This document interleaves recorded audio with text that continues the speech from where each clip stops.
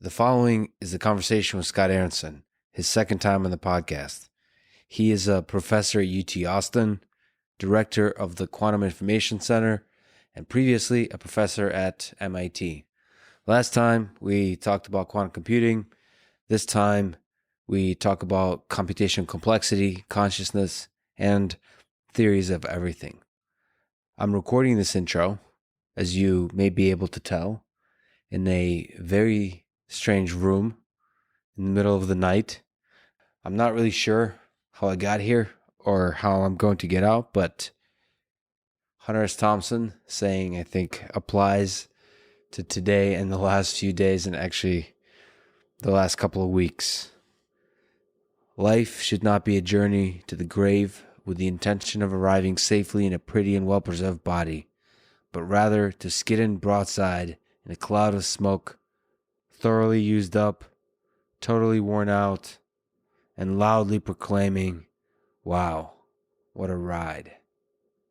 So I figured whatever I'm up to here, and yes, lots of wine is involved, I'm going to have to improvise, hence this recording. Okay, quick mention of each sponsor, followed by some thoughts related to the episode. First sponsor is SimpliSafe, a home security company I use to monitor and protect my apartment, though of course, I'm always prepared with a fallback plan, as a man in this world must always be. Second sponsor is 8 Sleep, a mattress that cools itself, measures heart rate variability, has an app, and has given me yet another reason to look forward to sleep, including the all-important power nap. Third sponsor is ExpressVPN, the VPN I've used for many years to protect my privacy on the internet. Finally, the fourth sponsor is BetterHelp, online therapy when you want to face your demons with a licensed professional, not just by doing David Goggins-like physical challenges like I seem to do on occasion. Please check out these sponsors in the description to get a discount and to support the podcast. As a side note, let me say that this is the second time I recorded a conversation outdoors. The first one was with Stephen Wolfram when it was actually sunny out. In this case, it was raining, which is why I found a covered outdoor patio. But I learned a valuable lesson, which is that raindrops can be quite loud on the hard metal surface of a patio cover. I did my best with the audio. I hope it still sounds okay to you. I'm learning, always improving. In fact, as Scott says, if you always win, then you're probably doing something wrong. To be honest, I get pretty upset with myself when I fail, small or big, but I've learned that this feeling is priceless. It can be fuel when channeled into concrete plans of how to improve. So if you enjoy this thing, subscribe on YouTube, review it 5 stars on Apple Podcasts, follow on Spotify, support on Patreon, or connect with me on Twitter at Lex Friedman. As usual, I'll do a few minutes of ads now and no ads in the middle. I try to make these interesting, but I give you timestamps, so if you skip, please still check out the sponsors by clicking the links in the description. It's the very best way to support this podcast. This show is sponsored by SimpliSafe, a home security company. There are no tricky overpriced contracts. The customer service is amazing. They told me to say the following line, and I shall oblige, even though it's ridiculous. While there are a lot of options out there, there's only one no-brainer, SimpliSafe. I personally have no clue about the actual options out there, but this one happens to be great. It's simple, no contracts, $15 a month, easy setup. I have it already set up in my apartment, but of course, I'm also prepared for intruders. One of my favorite movies is Leon, or The Professional, which is a movie about a hitman with a minimalist life that resembles my own. Anyway, go to simplysafe.com/Lex to get a free HD camera. Again, that's simplysafe.com/Lex. They're a new sponsor, and this is a trial run, so you, my dear listeners, know what to do. This show is also sponsored by 8 Sleep and its Pod Pro mattress that you can check out at 8sleep.com/Lex to get $200 off. It controls temperature with an app. It's packed with sensors and it can cool down to as low as 55 degrees on each side of the bed separately. Anecdotally, it's been a game changer for me. I have air conditioners and heat, but even then, it's hard to get the temperature right. Like when I'm fasting, I'm usually cold. When I'm fat and stressed, I'm usually hot. A-Sleep allows me to adjust to that for perfect sleep. A cool bed surface with a warm blanket after a long day of focused work is an amazing feeling. They can track a bunch of metrics like heart rate variability, but cooling alone is honestly worth the money. Anyway, go to asleep.com/Lex to get $200 off. This show is also sponsored by ExpressVPN. It provides privacy in your cyber life. Without a VPN, your internet service provider can see every site you've ever visited, even when you're browsing in incognito mode, even if you clear your history.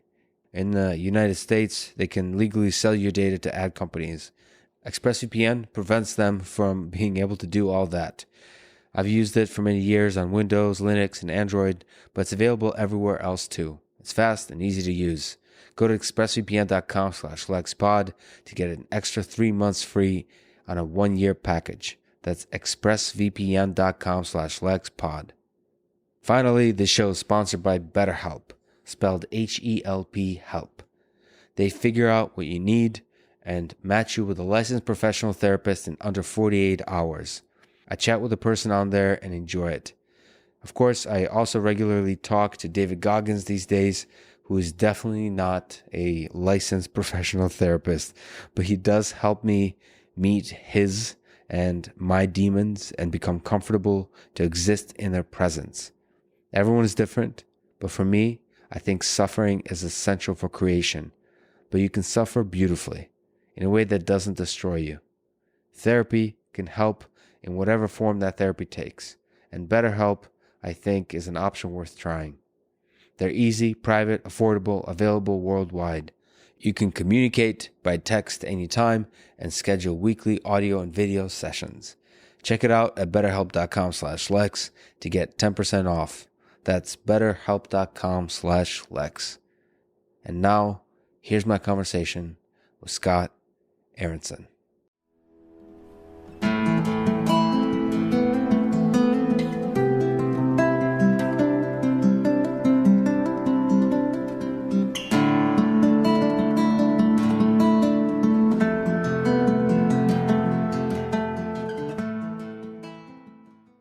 Let's start with the most absurd question, but I've read you write some fascinating stuff about it, so let's go there.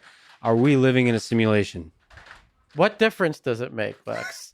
I mean, I'm serious. What difference? Because if we are living in a simulation, it raises the question, how real does something have to be in simulation for it to be sufficiently immersive for us humans? Mm-hmm. But I mean, even in principle, how could we ever know if we were in one, right? A perfect simulation, by definition, is something that's indistinguishable from the real thing. But we didn't say anything about perfect. It could be imperfect. No, that's right. Well, if it was an imperfect simulation, if we could hack it, find a bug in it, then that would be one thing, right? If this was like the Matrix and there was a way for me to do flying kung fu moves or something by hacking the simulation, well, then, we would have to cross that bridge when we came to it, wouldn't we? Right? I mean, at that point, it's hard to see the difference between that and just what people would ordinarily refer to as a world with miracles, What about from a different perspective, thinking about the universe as a computation? Like a program running at a computer. That's kind of a neighboring concept. It is. It is an interesting and reasonably well-defined question to ask, is the world computable? Yeah. Does the world satisfy what we would call in CS the church Turing thesis? Yeah. That is, could we take any physical system and simulate it to, any desired precision by a Turing machine, given the appropriate input data, right? And so far, I think the indications are pretty strong that our world does seem to satisfy the church Turing thesis. At least if it doesn't, then we haven't yet discovered why not. But now, does that mean that our universe is a simulation? Well, that word seems to suggest that there is some other larger universe in which it is running, right? Right. And the problem there is that if the simulation is perfect, then we're never going to be able to get any direct evidence about that other universe. We will only be able to see the effects of the computation that is running in this universe. Well, let's imagine an analogy. Mm-hmm. Let's imagine a PC, a personal computer, a computer. Is it possible with the advent of artificial intelligence for the computer to look outside of itself to understand its creator? Mm-hmm. I mean, that's is that a ridiculous analogy? I mean, with the computers that we actually have, I mean, first of all, we all know that humans have done an imperfect job of enforcing the abstraction boundaries of computers, right? Right. Like, you may try to confine some program to a playpen, but as soon as there's one memory allocation error in the C program, then the program has gotten out of that playpen and it can do whatever it wants, right? This is how most hacks work, Right, most viruses and worms and exploits. And, you would have to imagine that an AI would be able to discover something like that. Now, of course, if we could actually discover some exploit of reality itself, Yep. then, then this whole, I mean, we then in some sense we wouldn't have to philosophize about this, right? This would no longer be a metaphysical conversation, Well, right? This would just be. But that's the question: is what would that hack look like? Well, I have no idea. I mean, Peter Shor, the very famous person in quantum computing, of course, has joked that maybe the reason why we haven't yet integrated general relativity in quantum mechanics is that the part of the universe that depends on both of them was actually left unspecified. And if we ever tried to do an experiment involving the singularity of a black hole or something like that, then the universe would just generate an overflow error or something, right? Blue screen of death. Yeah, we would just crash the universe. Now, the universe, has seemed to hold up pretty well for 14 billion years, right? So my Occam's razor kind of guess has to be that it will continue to hold up, that the fact that we don't know the laws of physics governing some phenomenon is not a strong sign that probing that phenomenon is going to crash the universe, right? But, of course I could be wrong. But do you think on the physics side of things, Mm-hmm. There's been recently a few folks, Eric Weinstein and Stephen Wolfram, that came out with a theory of everything. I think there's a history of physicists dreaming and working on the unification of all the laws of physics. Mm-hmm. Do you think it's possible that once we understand more physics, not necessarily the unification of the laws, Mm-hmm. but just understand physics more deeply at the fundamental level, Mm-hmm. we'll be able to start, I mean, part of this is humorous, but looking to see if there's any bugs in the universe that could be exploited for, traveling at not just the speed of light, but just traveling faster than our current spaceships can travel, all that kind of stuff. Well, I mean, to travel faster than our current spaceships could travel, you wouldn't need to find any bug in the universe, right? The known laws of physics, let us go much faster, up to the speed of light, right? And, when people want to go faster than the speed of light, well, we actually know something about what that would entail, namely that, according to relativity, that seems to entail communication backwards in time. Okay, so then you have to worry about closed time-like curves and all of that stuff. So, in some sense, we sort of know the price that you have to pay for these things, right? Under the current understanding of physics. That's right. We can't, say that they're impossible, but we know that sort of a lot else in physics breaks. Yeah. Right. So now regarding Eric Weinstein and Stephen Wolfram, I wouldn't say that either of them has a theory of everything. I would say that they have ideas that they hope, could someday lead to a theory of everything. Is that a worthy pursuit? Well, I mean, certainly, let's say by theory of everything, we don't literally mean a theory of cats and of baseball and, but we just mean it in the more limited sense of everything, a fundamental theory of physics, right? Of all of the fundamental interactions of physics. Of course, such a theory, even after we had it, would leave the entire question of all the emergent behavior, right? To be explored. So it's only everything for a specific definition of everything. Okay, but in that sense, I would say, of course, that's worth pursuing. I mean, that is the entire program of fundamental physics. Right. All of my friends who do quantum gravity, who do string theory, who do anything like that, that is what's motivating them. Yeah, it's funny though, but I mean, Eric Weinstein talks about this. It is, I don't know much about the physics world, but I know about the AI world, and it is it is a little bit taboo to talk about AGI, for example, on the AI side.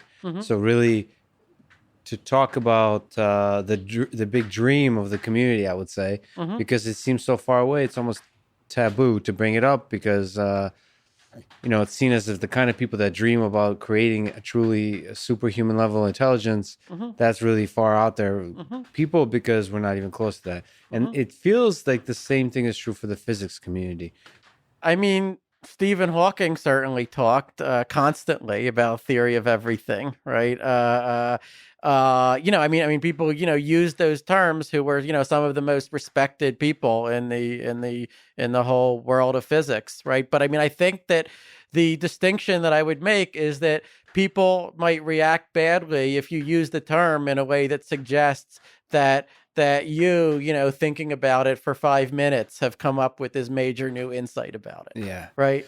It's difficult. Stephen Hawking is not a great example because I think you can do whatever the heck you want when you get to that level. And I certainly see like senior faculty, that at that point, that's one of the nice things about getting older is you stop giving a damn.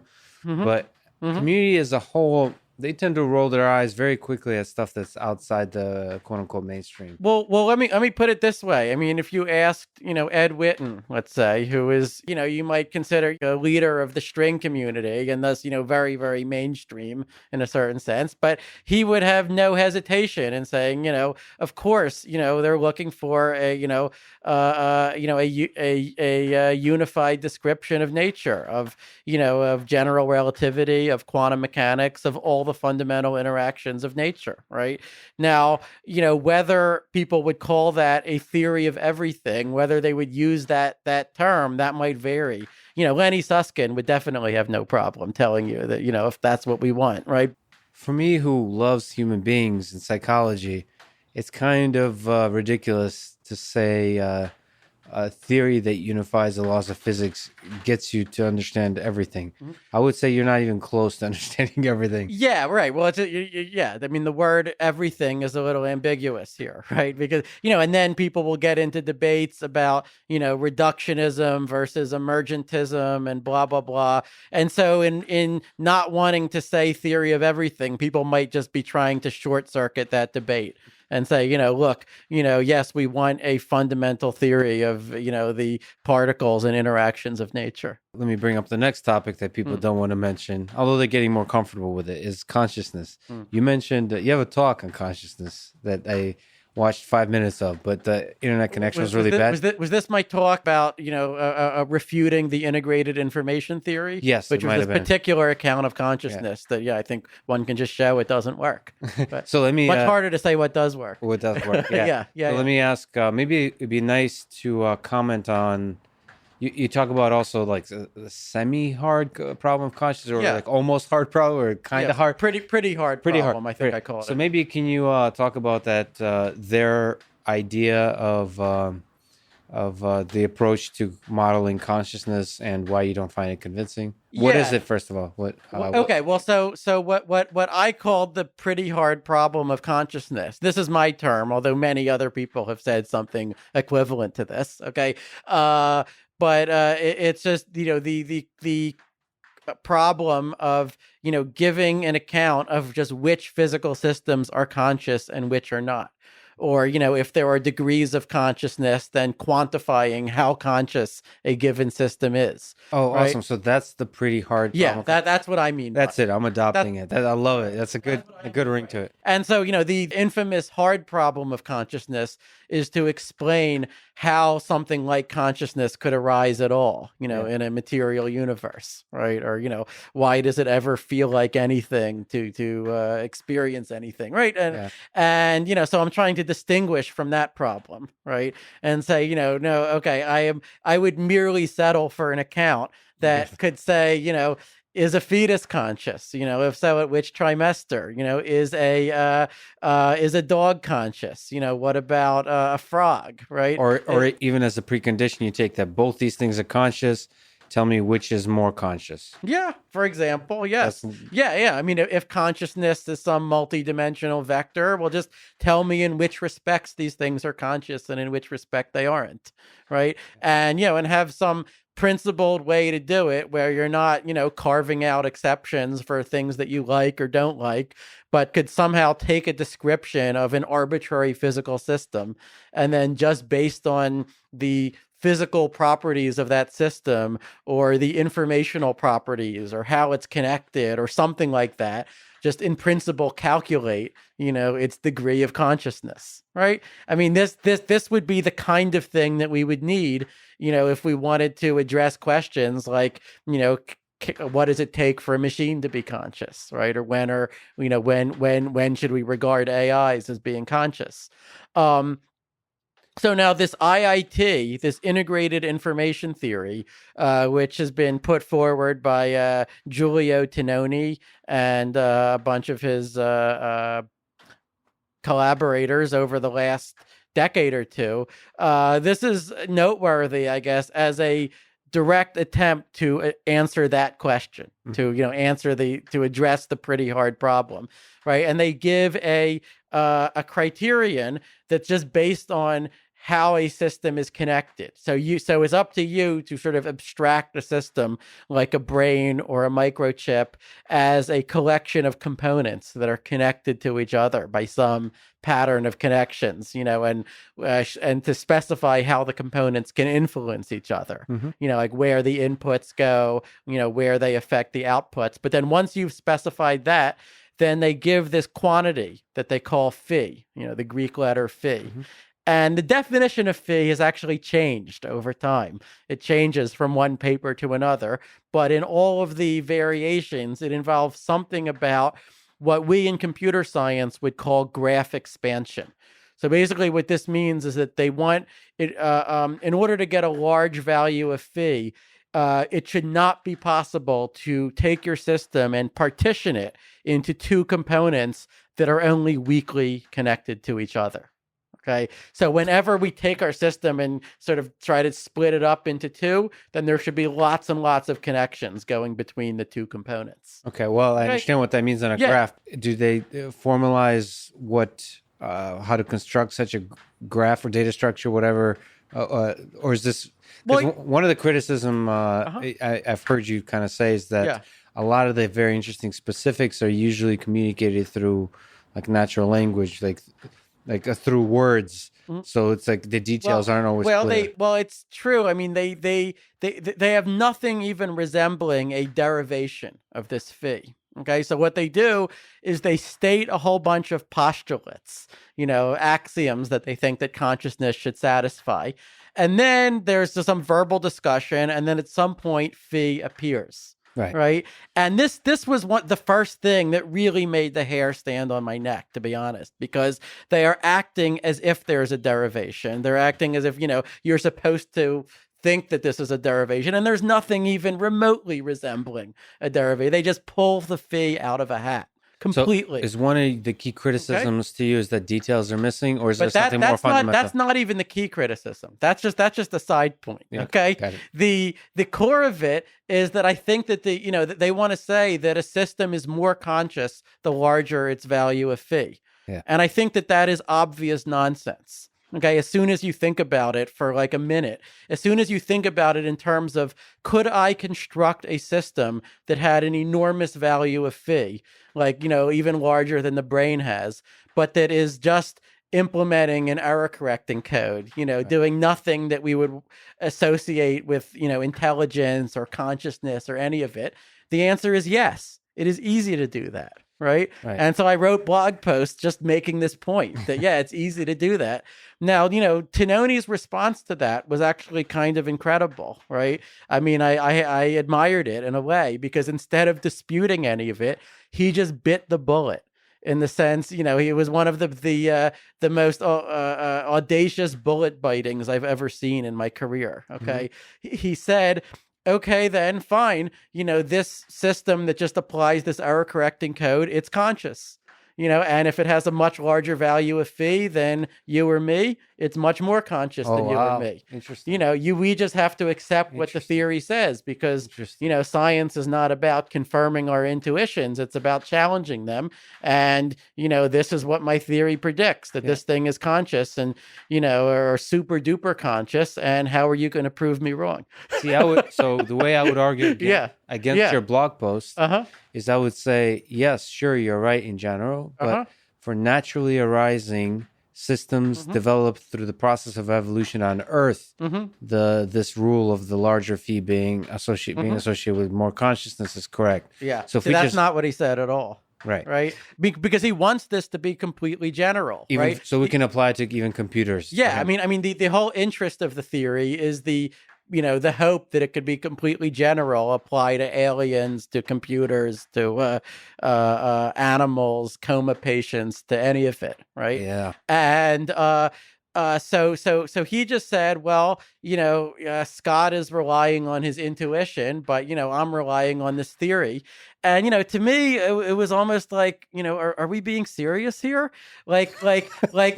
Okay, yes, in science, we try to learn highly non-intuitive things, but what we do is we first test the theory on cases where we already know the answer, right? Like if someone had a new theory of temperature, right, then, maybe we could check that it says that boiling water is hotter than ice. And then if it says that the sun is hotter than anything, you've ever experienced, then maybe we trust that extrapolation, right?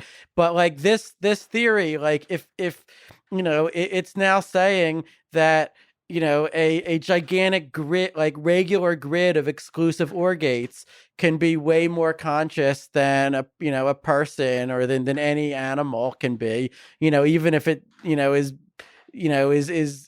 is so uniform that it might as just be a blank wall, right? And so now the point is, if this theory is sort of getting wrong, the question is a blank wall, more conscious than a person, then I would say, what is there for it to get right? So right? your sense is a blank wall is not more conscious than a human being. Yeah, I mean, you could say that I am taking that as one of my axioms. I'm saying that if a theory of consciousness is getting that wrong, then whatever it is talking about at that point, I'm not going to call it consciousness. Well, I'm going to use a different word. You have to use a different word. Yeah, it's possible, just like with intelligence, that us humans conveniently define these very difficult to understand concepts in a very human centric way. Just That's right. The Turing test really seems to define intelligence as a thing that's human-like. Right, but I would say that with any concept, there's like we first need to define it, right? And a definition is only a good definition if it matches what we thought we were talking about, prior to having a definition, right? Yeah. And I would say that phi as a definition of consciousness fails that test. That is my argument. So okay, then let's take a further step. So you mentioned that the universe might be a Turing machine. So like it might be computation or simulatable by one anyway. Simulatable by one. What's your sense about consciousness? Do you think consciousness is computation? That we don't need to go to any place outside of the computable universe to understand consciousness, to build consciousness, to measure consciousness, all those kinds of things? I don't know. These are what have been called the vertiginous questions, right? They're the questions like you get a feeling of vertigo when thinking about them, right? I mean, I certainly feel like I am conscious in a way that is not reducible to computation, but why should you believe me? Right? I mean, and if you said the same to me, then why should I believe you? But as computer Yeah. scientists, I feel like a computer could achieve human level intelligence. But and that's actually a feeling and a hope. That's not a scientific belief. It's just we've built up enough intuition, the same kind of intuition you use in your blog. It's, that's what scientists do. Some of it is a scientific method, but some of it is just damn good intuition. I don't have a good intuition about consciousness. Yeah. I'm not sure that anyone does or has in the, 2,500 years that these things have been discussed, Lex. But do you think we will? Like I got a chance to attend, can't wait to hear your opinion on this, but attend the Neuralink event. And one of the dreams there is to, basically push neuroscience forward. And the hope with neuroscience is that we can inspect the machinery from which all this fun stuff emerges and see, are we going to notice something special, some special sauce from which something like consciousness or cognition emerges? Yeah, well, it's clear that we've learned an enormous amount about neuroscience. We've learned an enormous amount about computation, about machine learning, about AI, how to get it to work. We've learned an enormous amount about the underpinnings of the physical world, and from one point of view, that's like an enormous distance that we've traveled along the road to understanding consciousness. From another point of view, the distance still to be traveled on the road, maybe seems no shorter than it was at the beginning. Yeah. Right. So it's very hard to say. I mean, these are questions like in sort of trying to have a theory of consciousness, there's sort of a problem where it feels like it's not just that we don't know how to make progress, it's that it's hard to specify what could even count as progress, right? Because no matter what scientific theory someone proposed, someone else could come along and say, well, you've just talked about the mechanism. You haven't said anything about what breathes fire into the mechanism, what really makes there something that it's like to be it, right? And that seems like an objection that you could always raise, no matter, how much someone elucidated the details of how the brain works. Okay, let's go Turing test and Loebner Prize. I have this intuition, call me crazy, but that a machine to pass the Turing test in its full, whatever the spirit of it is, we can talk about how to formulate the perfect Turing test, that machine has to be conscious, or we at least have to, I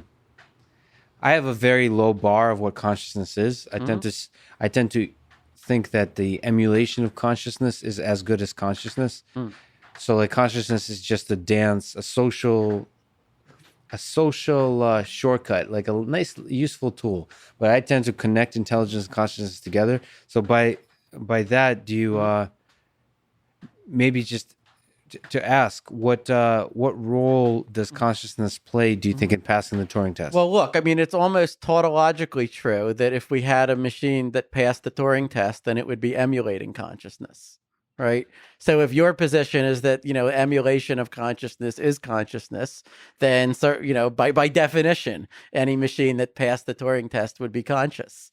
But it's but I mean, that you could say that that is just a way to rephrase the original question. Is an emulation of consciousness necessarily conscious, right? And you can here I'm not saying anything new that hasn't been debated ad nauseum in the literature, okay? But you could imagine some very hard cases, like imagine a machine that passed the Turing test, but that did so just by an enormous cosmological sized lookup table that just cached every possible conversation that could be had. The old Chinese room. But this is I mean the Chinese room actually would be doing some computation, at least in Searle's version, right? Here I'm just talking about a table lookup. Okay, now it's true that for conversations of a reasonable length, this lookup table would be so enormous it wouldn't even fit in the observable universe.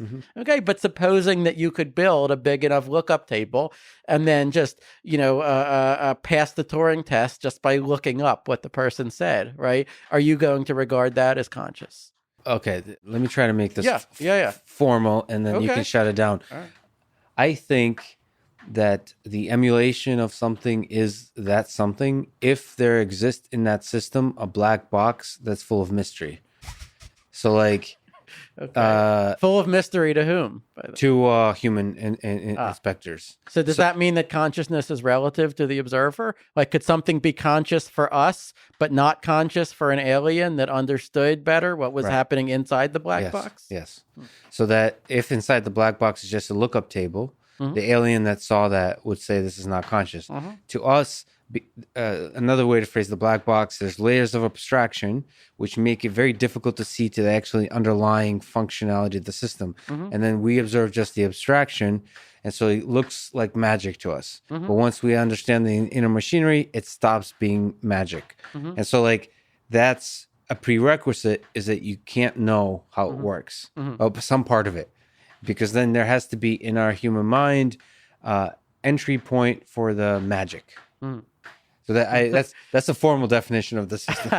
Yeah, well, look, I mean, I explored a view in this essay I wrote called "The Ghost and the Quantum Turing Machine" 7 years ago that is related to that, except that I did not want to have consciousness be relative to the observer, right? Because I think that, if consciousness means anything, it is something that is experienced by the entity that is conscious, right? Like I don't need you to tell me that I'm conscious, right? Nor do you need me to tell you that you are, right?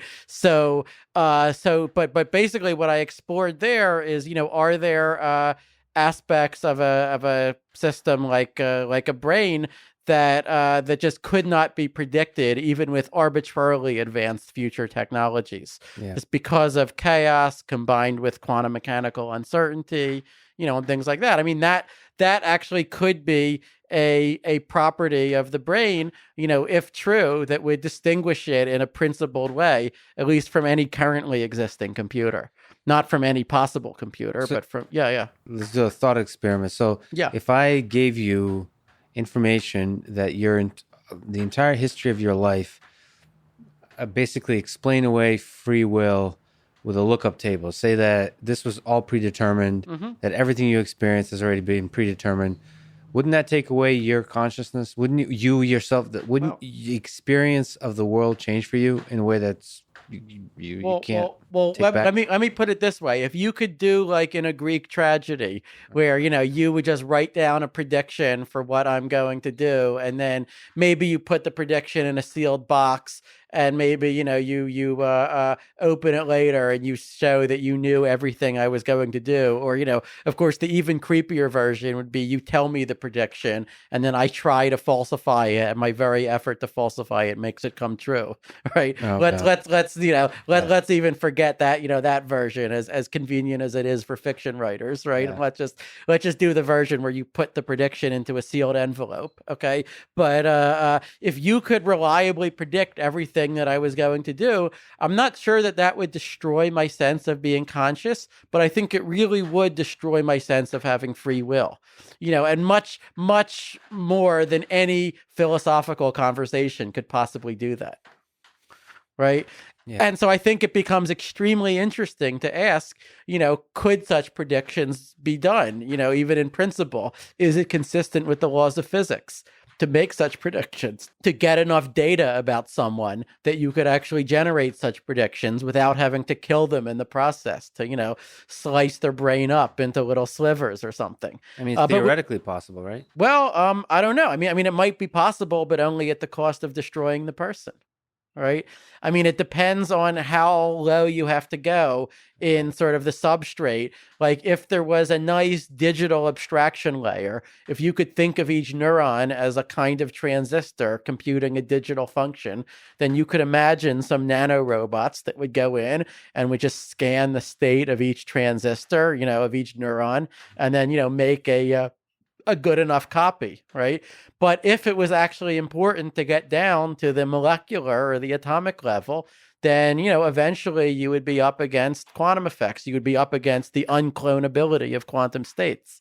So I think it's a question of how good of a replica, how good does the replica have to be before you're going to count it as actually a copy of you or as being able to predict your actions? And that's a totally open question. Yeah. And especially once we say that, well, look, maybe there's no way to to make a deterministic prediction, because we know that there's noise buffeting the brain around, presumably even quantum mechanical uncertainty, affecting the sodium ion channels, for example, whether they open or they close.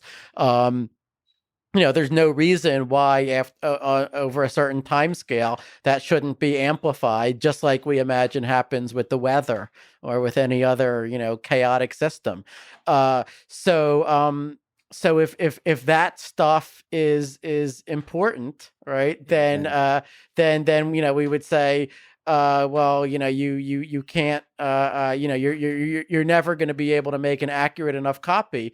But now the hard part is, well, what if someone can make a copy that sort of no one else can tell apart from you, right? It says the same kinds of things that you would have said, maybe not exactly the same things because we agree that there's noise, but it says the same kinds of things. And maybe you alone would say, no, I know that that's not me. It doesn't share I haven't felt my consciousness leap over to that other thing. I still feel it localized in this version, right? And then why should anyone else believe you?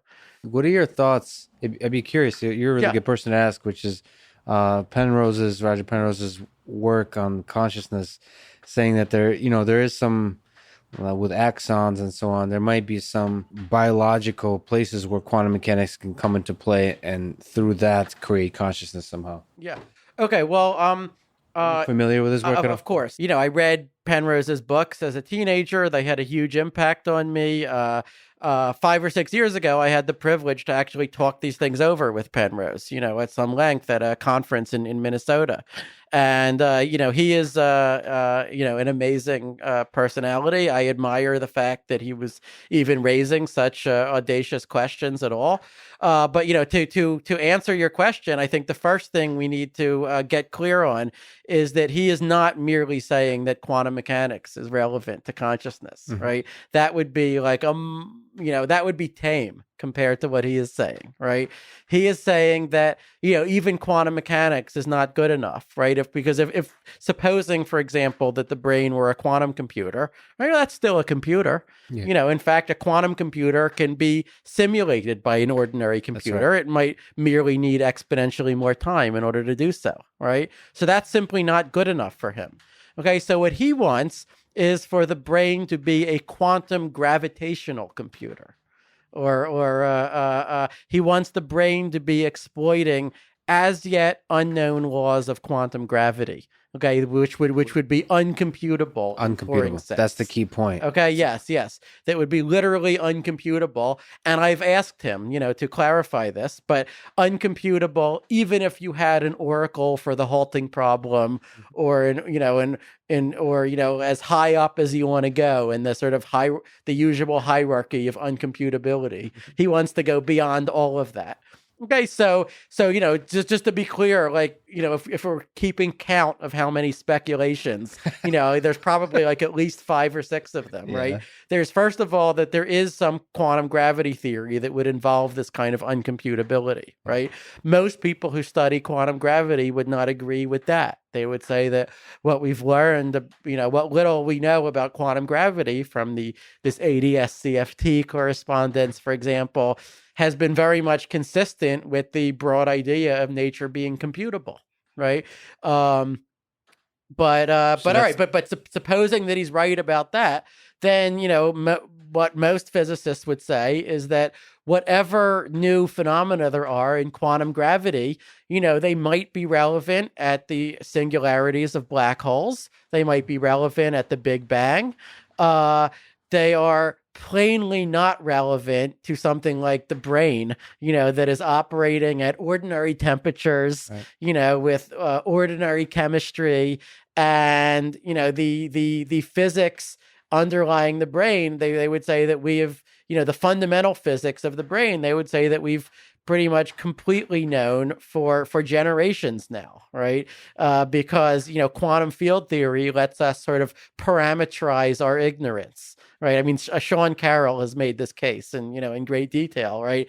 That sort of whatever new effects are coming from quantum gravity, they are sort of screened off by quantum field theory, right? And this brings us to the whole idea of effective theories, right? But that like we have, in the standard model of elementary particles, right? We have a quantum field theory that seems totally adequate for all of the terrestrial phenomena, right? The only things that it doesn't, explain are, well, first of all, the details of gravity. If you were to probe it, like at extremes of, curvature, or at like incredibly small distances, it doesn't explain dark matter. It doesn't explain black hole singularities, right? But these are all very exotic things, very, far removed from our life on Earth.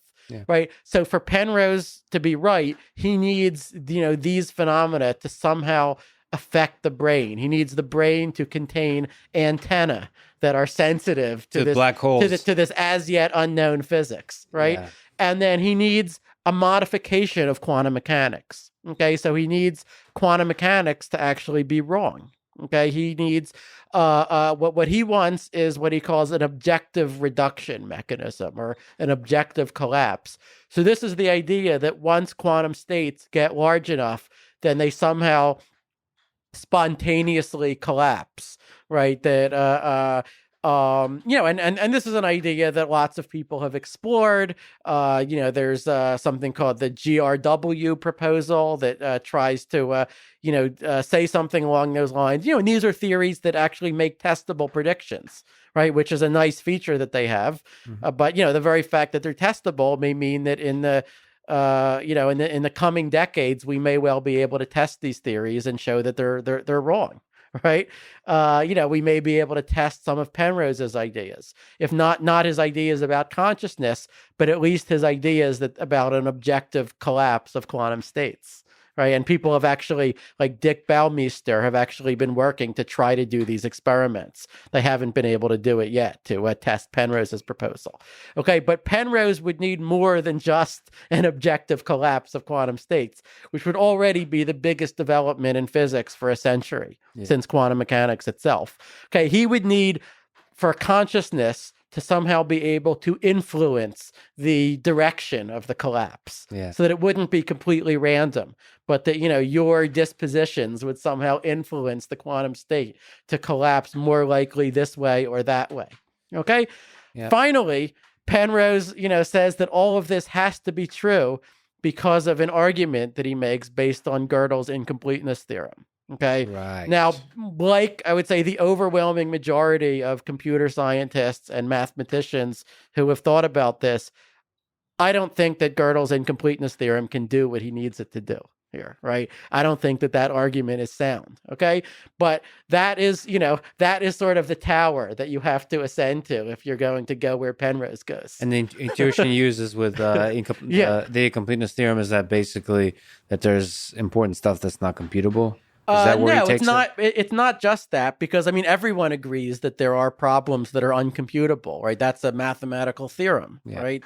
But what Penrose wants to say is that for example, there are statements, given any formal system, for doing math, right? There will be true statements of arithmetic that formal system, if it's adequate for math at all, if it's consistent and so on, will not be able to prove.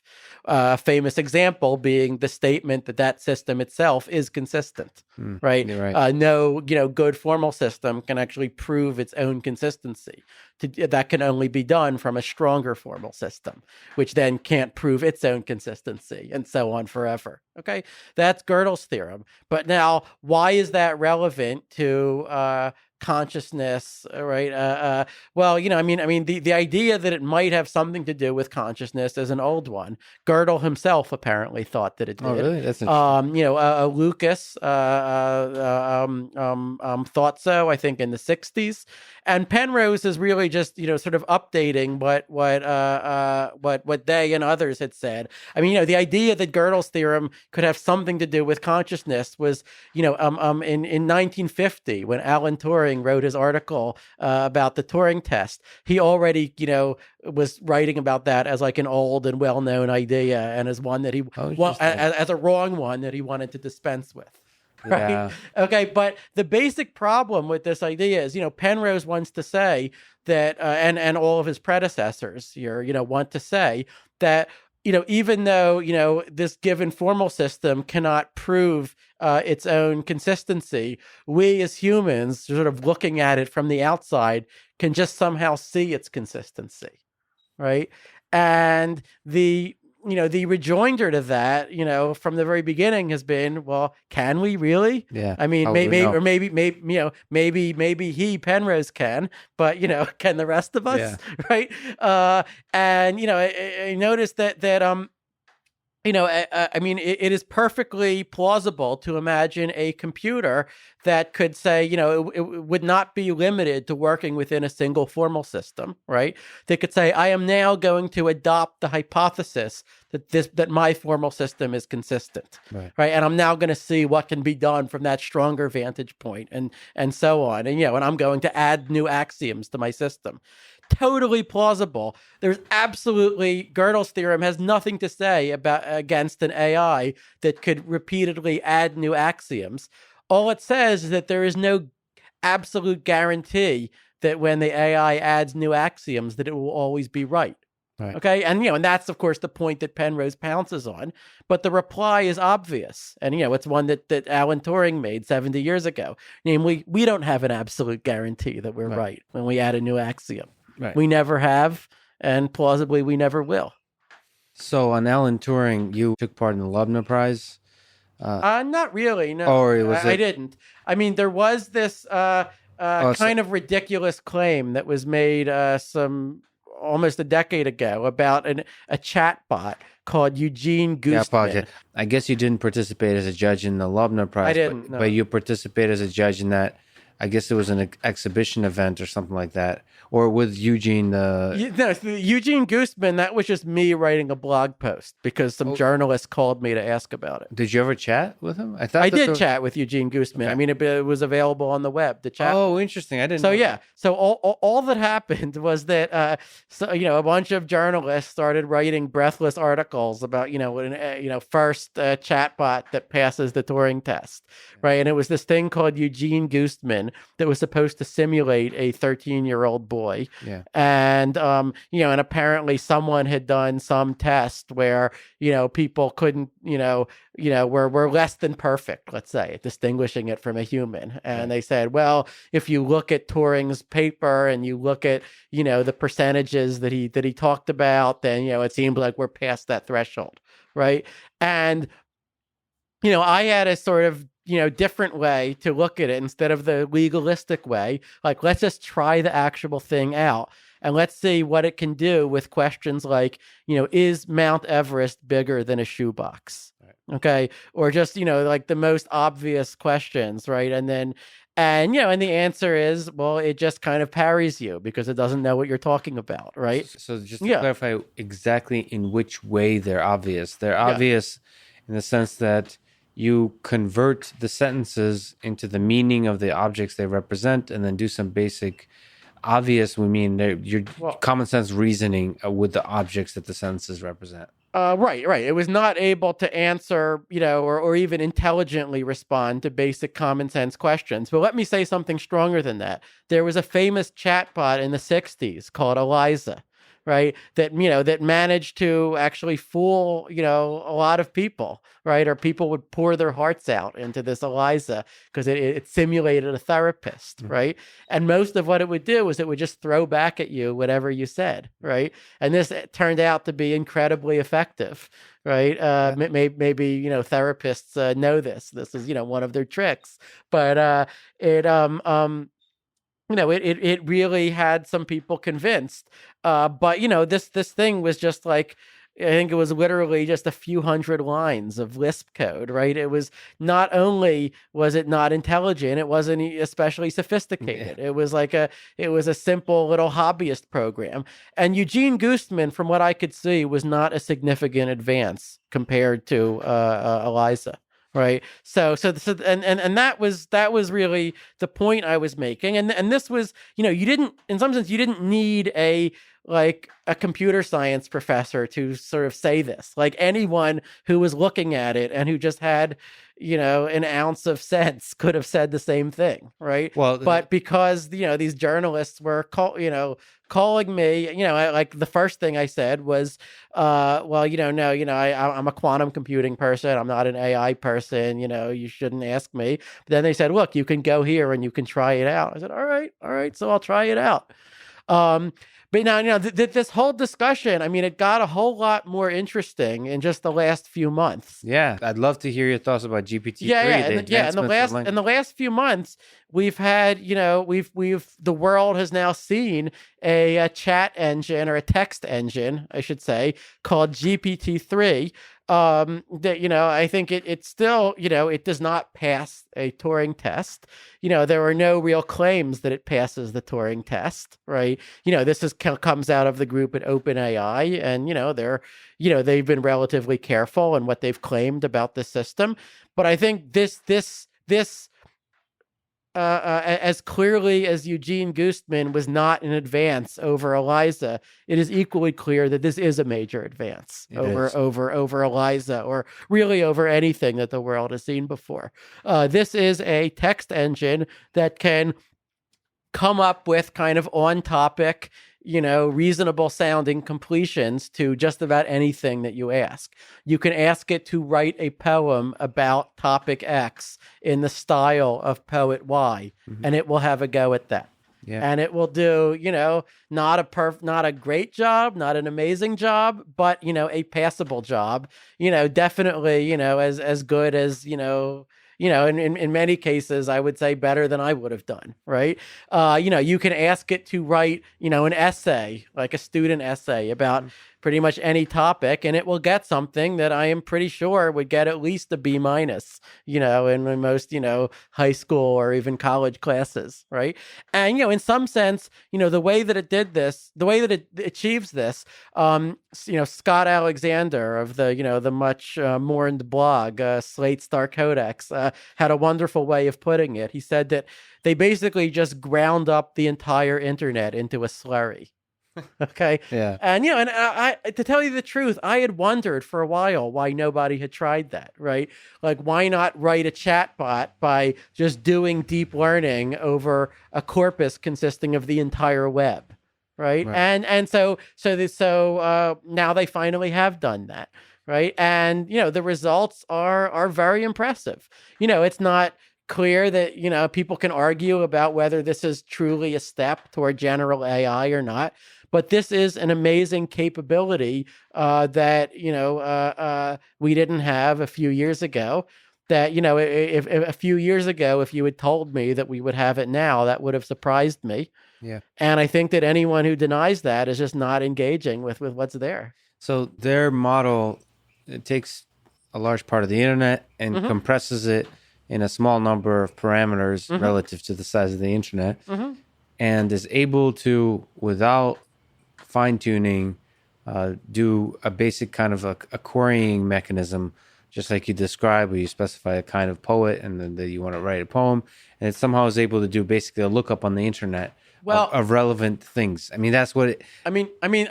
how else do you explain it? Well, okay. The training involved, massive amounts of data from the internet, and actually took lots and lots of computer power, lots of electricity, right? There are some very prosaic reasons why this wasn't done earlier, right? Right. But it costs some tens of millions of dollars, I think. Less, but approximately like a few $1 million. Oh, okay. Oh, really? Okay. It's more like 4 or 5. Oh, all right. Thank you. I mean, as they scale it up, it will. It'll cost, but then the hope is cost comes down and all that kind of stuff.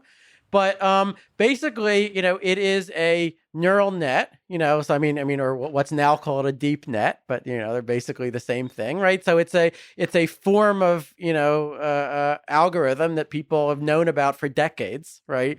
But it is constantly trying to solve the problem, predict the next word, right? So it's just trying to predict what comes next. It's not trying to decide what it should say, what ought to be true.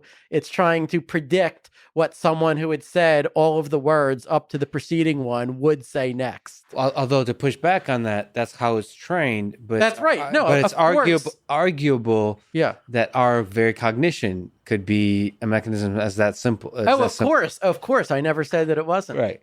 But yeah. But I mean, in some sense, that is, if there is a deep philosophical question that's raised by GPT-3, then that is it. Right? Are we doing anything other than, this predictive processing, just constantly trying to fill in a blank of what would come next after what we just said up to this point? Is that what I'm doing right now? Is it possible? So the intuition that a lot of people have, well, look, this thing is not going to be able to reason. The Mountain Everest question. Do you think it's possible that GPT 5, 6, and 7 would be able to, with this exact same process, begin to do something that looks like is indistinguishable to us humans from reasoning? I mean, the truth is that we don't really know what the limits are, right? Exactly. Because what we've seen so far is that, GPT-3 was basically the same thing as GPT-2, but just with, a much larger network, more training time, bigger training corpus, right? And it was, very noticeably better, right, than its immediate predecessor. So we don't know where you hit the ceiling here, right? I mean, that's the amazing part, and maybe also the scary part, right? That now my guess would be that at some point, like, there has to be diminishing returns. Like, it can't be that simple, can it? Right. Well, but I wish that I had more to base that guess on. Right. Yeah. I mean, some people say that there will be a limitation on we're going to hit a limit on the amount of data that's on the internet. Yes. Yeah. So sure. So there's certainly that limit.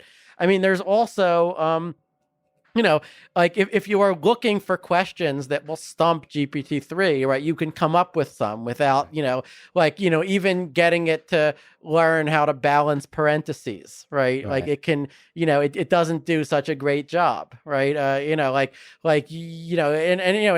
its failures are ironic. Right, like basic arithmetic, right? And you think, isn't that what computers are supposed to be best at? Yeah. Isn't that where computers already had us beat a century ago? Yeah. Right, and yet that's where GPT-3 struggles, right? Yeah. But it's amazing, that it's almost like a young child in that way, right? That but somehow, because it is just trying to predict what comes next, it doesn't know when it should stop doing that and start doing something very different, like some more exact logical reasoning, right? And so one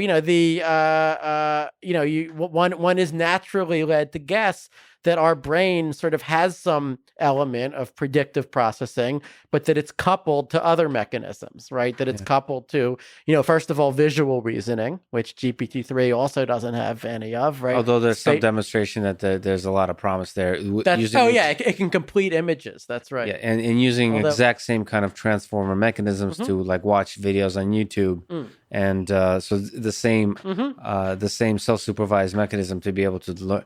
It'd be fascinating to think what kind of completions you could do. Oh yeah, no, absolutely. Although, like, if we ask it to, like, a word problem that involves reasoning about the locations of things in space, I don't think it does such a great job on those, right? To take an example. And so the guess would be, well, humans have a lot of predictive processing, a lot of just filling in the blanks, but we also have these other mechanisms that we can couple to, or that we can sort of call as subroutines when we need to.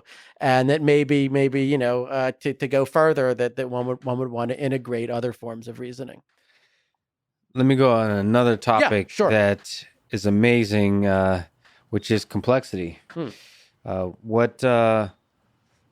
then start with the most absurdly romantic question of what's the most beautiful idea in computer science or theoretical computer science to you? Like, what just early on in your life or in general have captivated you and just grabbed you? I think I'm going to have to go with the idea of universality. If you're really asking for the most beautiful, I mean, so universality is the idea that, you put together a few simple operations, like in the case of Boolean logic, that might be the AND gate, the OR gate, the NOT gate, right? And then your first guess is, okay, this is a good start. But obviously, as I want to do more complicated things, I'm going to need more complicated building blocks to express that, right? And that was actually my guess when I first learned what programming was. I mean, when I was, an adolescent, and someone showed me Apple Basic and then GW Basic. If wow.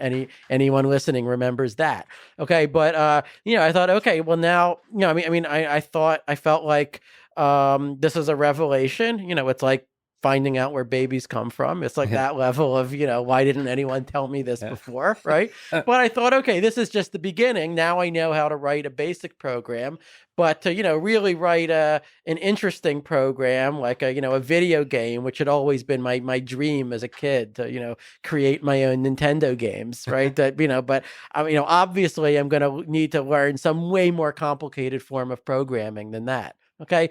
But eventually I learned this incredible idea of universality. And that says that no, you throw in a few rules and then you already have enough to express everything.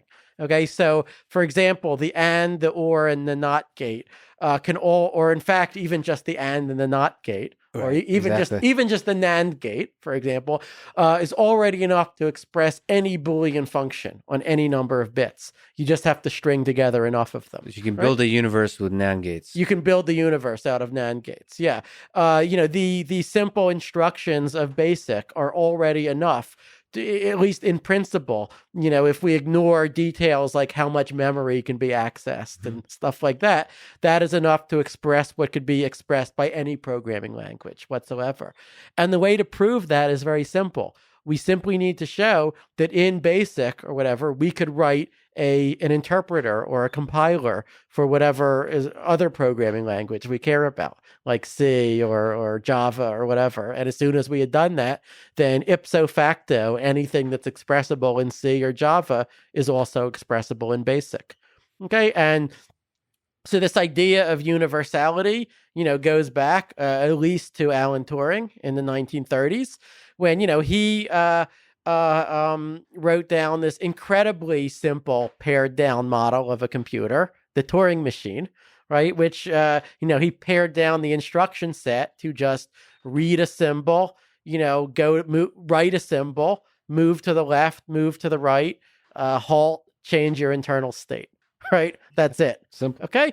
But he proved that, this could simulate all kinds of other things.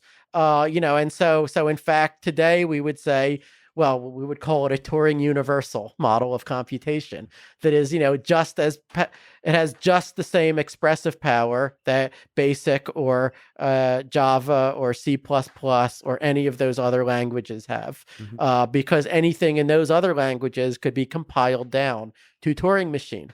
Now, Turing also proved a different related thing, which is that there is a single Turing machine that can simulate any other Turing machine if you just describe that other machine on its tape, right?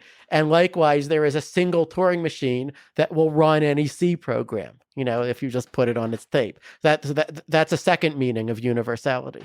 Mm-hmm. First of all, that he couldn't visualize it, and that was in the 30s, I think. The 30s, so that's right. Before computers really, I mean, I don't know how, I wonder what that felt like.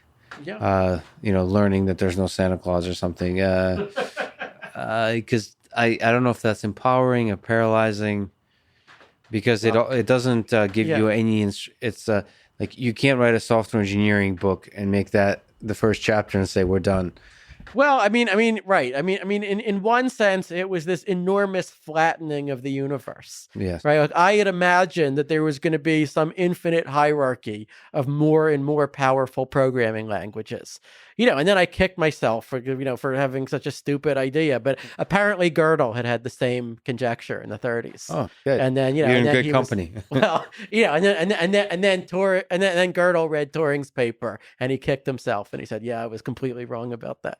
Okay, Interesting. but I had thought that maybe where I can contribute will be to invent a new, more powerful programming language that lets you express things that could never be expressed in BASIC. Yeah. Right. And how would you do that? Obviously, you couldn't do it itself in BASIC. Right. But there is this incredible flattening that happens once you learn what is universality. But then it's also an opportunity, because it means once you know these rules, then the sky is the limit, right? Then you have kind of the same weapons at your disposal that the world's greatest programmer has. It's now all just a question of how you wield them.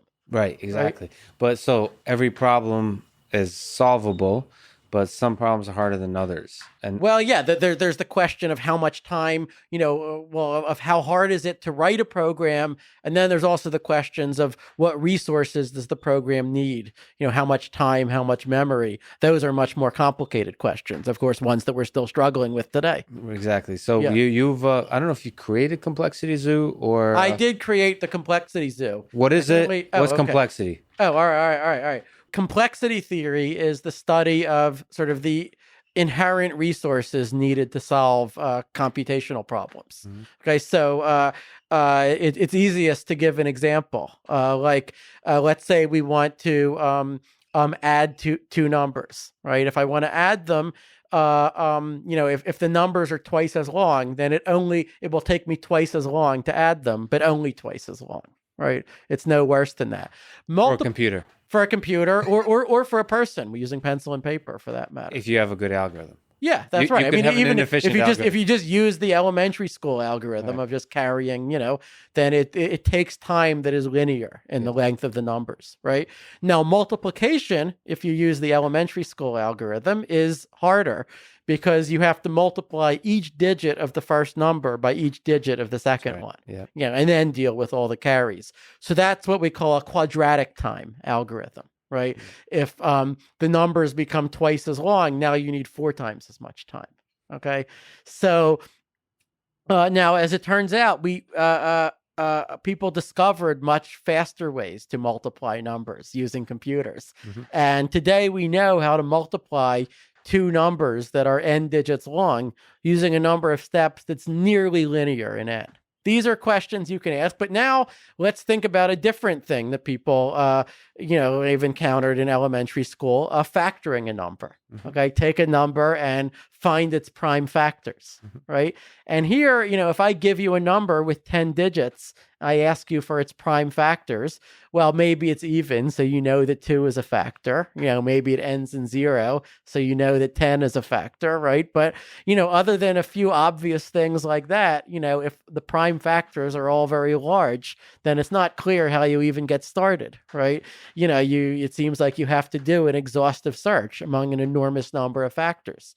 Now, as many people might know, for better or worse, the security, of most of the encryption that we currently use to protect the internet is based on the belief, and this is not a theorem, it's a belief that factoring is an inherently hard problem. For our computers. We do know algorithms that are better than just trial division and just trying all the possible divisors, but they are still basically exponential. And okay? exponential is hard. Yeah, exactly. So the fastest algorithms that anyone has discovered, at least publicly discovered, I'm assuming that the NSA doesn't know something better. Yeah. Okay, but they take time that basically grows exponentially with the cube root of the size of the number that you're factoring, right? So that cube root, that's the part that takes all the cleverness. Okay, but there's still an exponential. There's still an exponentiality there. But what that means is that, like, when people use 1,000-bit keys for their cryptography, that can probably be broken using the resources of the NSA or the world's other intelligence agencies. People have done analyses that say, with a few $100 million of computer power, they could totally do this. And if you look at the documents that Snowden released, it looks a lot like they are doing that or something like that. It would kind of be surprising if they weren't. Okay, but if that's true, then in some ways that's reassuring, because if that's the best that they can do, then that would say that they can't break 2000-bit numbers. Right. Exactly. Right. Then Yeah. 2000-bit numbers would be beyond what even they could do. They haven't found an efficient algorithm. That's where all the worries and the concerns of quantum computing came in, that there could be some kind of shortcut around that. Right. So complexity theory is a huge part of, let's say, the theoretical core of computer science. It started in the 60s and 70s as, sort of an, autonomous field. So it was, already, it was well developed even by the time that I was born. Okay. But in 2002, I made a website called the Complexity Zoo, to answer your question, where I just tried to catalog the different complexity classes, which are classes of problems that are solvable with different kinds of resources. Right. Okay. So these are kind of, you could think of complexity classes as like being almost to theoretical computer science, like what the elements are to chemistry, right? They're sort of, there are our most basic objects in a certain way. I feel like the elements have a characteristic to them where you can't just add an infinite number. Well, you could, but beyond a certain point, they become unstable. Okay. Right. So it's like, in theory, you can have atoms with, and look, I mean, a neutron star, is a nucleus with, untold billions of neutrons in it, of hadrons in it. Okay. But, for sort of normal atoms, right, probably you can't get much above 100, atomic weight, 150 or so. Or sorry, I mean, beyond 150 or so protons without it, very quickly fissioning. With complexity classes, well, yeah, you can have an infinity of complexity classes, but maybe there's only a finite number of them that are particularly interesting, right? Just like with anything else, you care about some more than about others. So, what kind of interesting classes are there? Yeah, I mean, you could have just maybe say, what are if you take any kind of computer science class, what are the classes you learn? Good. Let me tell you sort of the biggest ones, the ones that you would learn first. So, first of all, there is P. That's what it's called. Okay, it stands for polynomial time. And this is just the class of all of the problems that you could solve with a conventional computer, like your iPhone or your laptop, by a completely deterministic algorithm, right? Using a number of steps that grows only like the size of the input raised to some fixed power. Okay. So if your algorithm is linear time, like, for adding numbers, okay, that problem is in P. If you have an algorithm that's quadratic time, like the elementary school algorithm for multiplying two numbers, that's also in P. Even if it was the size of the input to the 10th power or to the 50th power, well, that wouldn't be very good in practice.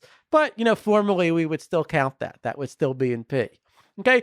But if your algorithm takes exponential time, meaning like if every time I add one more data point to your input, if the time that needed by the algorithm doubles, if you need time like 2 to the power of the amount of input data, then that we call an exponential time algorithm. Okay. And that is not polynomial. Okay. So P is all of the problems that have some polynomial time algorithm. Okay. So that includes most of what we do with our computers on a day-to-day basis, all the, sorting, basic arithmetic, whatever is going on in your email reader or in Angry Birds. Okay. It's all in P. Then the next super important class is called NP. That stands for non-deterministic polynomial. Okay, does not stand for not polynomial, which is a common confusion. But NP is basically all of the problems where if there is a solution, then it is easy to check the solution if someone shows it to you. Okay, so actually a perfect example of a problem in NP is factoring. The one I told you about before. Like if I gave you a number with thousands of digits and I told you that I asked you, does this have at least three non-trivial divisors, right? That might be a super hard problem to solve, right? It might take you millions of years using any algorithm that's known, at least running on our existing computers. Okay, but if I simply showed you the divisors, I said, here are three divisors of this number, then it would be very easy for you to ask your computer to just check each one and see if it works. Just divide it in, see if there's any remainder, right? And if they all go in, then you've checked. Well, I guess there were, right? So, so any problem where, wherever there's a solution, there is a short witness that can be easily, like a polynomial size witness that can be checked in polynomial time. That we call an NP problem. Okay. Beautiful. And so every problem that's in P is also in NP, right? Because, you could always just ignore the witness and just, if a problem is in P, you can just solve it yourself. Right. Okay. But now in some sense, the central, mystery of theoretical computer science is every NP problem in P. So if you can easily check the answer to a computational problem, does that mean that you can also easily find the answer? Even though there's all these problems that appear to be very difficult to find the answer, it's still an open question whether a good answer exists. So because no one has proven that there's no way to do it. It's right? arguably the most, I don't know, the most famous, the most maybe interesting, maybe you disagree with that, problem in theoretical computer science. So what's your... The most famous, for sure. P equals NP. Yeah. If you were to bet all your money, where do you put your money? That's an easy one. P is not equal to NP. Okay, so... I like to say that if we were physicists, we would have just declared that to be a law of nature. Just like thermodynamics. That's hilarious. Just giving ourselves Nobel Prizes for its discovery. Funny. Yeah, no. And look, if later it turned out that we were wrong, we just give ourselves more Nobel Prizes. Yeah. Because we're so harsh but so true. It's really just because we are mathematicians or descended from mathematicians. We have to call things conjectures that other people would just call empirical facts or discoveries, right? Okay, but one shouldn't read more into that difference in language, about the underlying truth. So you're a good investor and good spender of money. So then let me ask another way. Is it possible at all? And what would that look like if P indeed equals NP? Mm-hmm. Well, I do think that it's possible. In fact, when people really pressed me on my blog for what odds would I put 2 or 3% odds. That's pretty good. That P equals NP. Yeah, because when P, you really have to think about, like, if there were 50 mysteries like P versus NP, and if I made a guess about every single one of them, would I expect to be right 50 times? Right, and the truthful answer is no. Okay. Yeah. So and that's what you really mean in saying that you have better than 98% odds for something. Okay. But, there could certainly be surprises. And look, if P equals NP, well, then there would be the further question of, is the algorithm actually efficient in practice?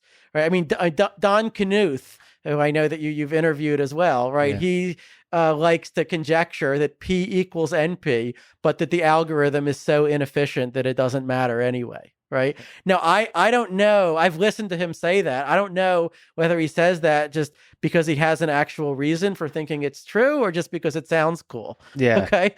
But that's a logical possibility, right? That the algorithm could be n to the 10,000 time, or it could even just be n squared time, but with a leading constant it could be a Google times n squared or something like that. And in that case, the fact that P equals NP, well, it would ravage the whole theory of complexity. We would have to, rebuild from the ground up. But in practical terms, it might mean very little, right? If the algorithm was too inefficient to run. If the algorithm could actually be run in practice, like if it had small enough constants, or if you could improve it to where it had small enough constants that it was efficient in practice, then that would change the world. Okay. You think it would have like what kind of impact would it Well, have? okay. I mean, here's an example. I mean, you could, well, okay, just for starters, you could break basically all of the encryption Yeah. that people use to protect That's the just internet. for starters. You could break Bitcoin and every other cryptocurrency, or mine as much Bitcoin as you wanted, right? Become a super duper billionaire, right? And then plot your next move, Right. Okay, That's just for All right, starters. Right, That's a good point. right. Now your next move might be something like, you now have like a theoretically optimal way to train any neural network, to find parameters for any neural network, right? Yeah. So you could now say, like, is there any small neural network that generates the entire content of Wikipedia, right? If, and now the question is not, can you find it? The question has been reduced to, does that exist or not? Yes. If it does exist, then the answer would be yes, you can find it. Okay, if you had this algorithm in your hands, okay, you could ask your computer. P versus NP is one of these 7 problems that carries this $1 million prize from the Clay Foundation. If you solve it, and others are the Riemann hypothesis, the Poincare conjecture, which was solved, although the solver turned down the prize, right? And 4 others. But what I like to say, the way that we can see that P versus NP is the biggest of all of these questions is that if you had this fast algorithm, then you could solve all 7 of them. Okay, you just ask your computer, is there a short proof of the Riemann hypothesis, right? That a machine could, in a language where a machine could verify it. And provided that such a proof exists, then your computer finds it in a short amount of time without having to do a brute force search. Okay, so those are the stakes of what we're talking about. But I hope that also helps to give your listeners some intuition of why I and most of my colleagues would put our money on P not equaling NP. Is it possible? I apologize. This is a really dumb question, but is it possible that a proof will come out that P equals NP, but an algorithm that makes P equals NP is impossible to find? Is that like crazy? Okay, well, if P equals NP, it would mean that there is such an algorithm, right? That it exists. But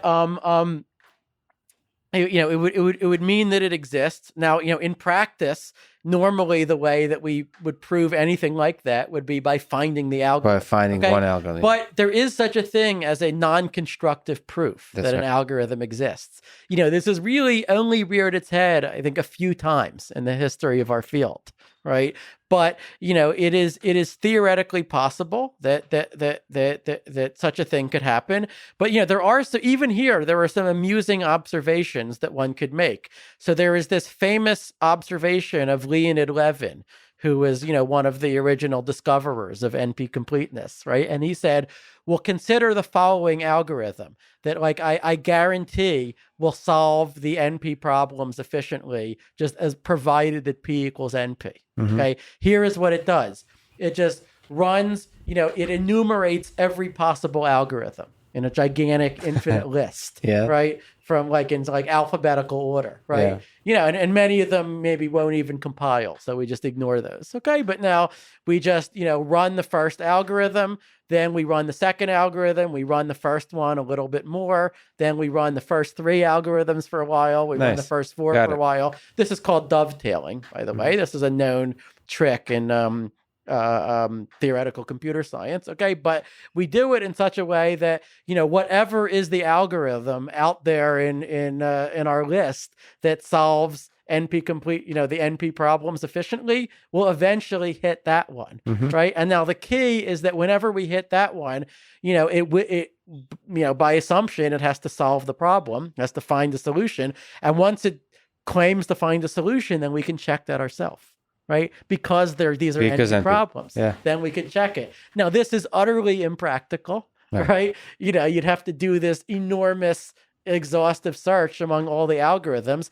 But from a certain theoretical standpoint, that is merely a constant prefactor. Right? It's at least possible. That's merely a multiplier of your running time. So there are tricks like that one can do to say that in some sense the algorithm would have to be constructive. But in the human sense, it is possible that it's conceivable that one could prove such a thing via a non-constructive method. Is that likely? I don't think so. Not personally. So that's P and NP, but the Yes. complexity zoo is full of wonderful creatures. Well, it's So got what about else? 500 of them. 500. So how do you get? More? How do you get more? How do? Yeah. How are Well, babies okay. made? I mean, just for starters, there is everything that we could do with a conventional computer with a polynomial amount of memory. Okay, but possibly an exponential amount of time because we get to reuse the same memory over and over again. Okay, that is called P space.